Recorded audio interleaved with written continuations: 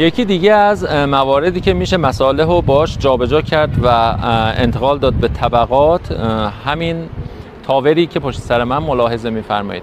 تاورام دو نوع هستن. یه سریاشون کابین میخوره، اون بالا اپراتور میره داخل کابین میشینه و در واقع تاور رو هدایت میکنه و در عین حال اینا یه سری کنترل از راه دور دارن که میتونن خارج از کابین و همون پایین این اتفاق براشون بیفته.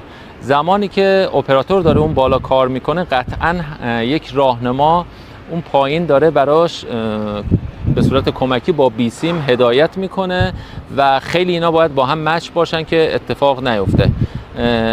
زمانی هم که با پیشبینی وضع هوا ما به این نتیجه میرسیم که میزان شدت باد طوری هست که نباید با تاور کار کرد، قبلا بهشون تذکر داده میشه که خدای ناکرده اتفاقی نیفته.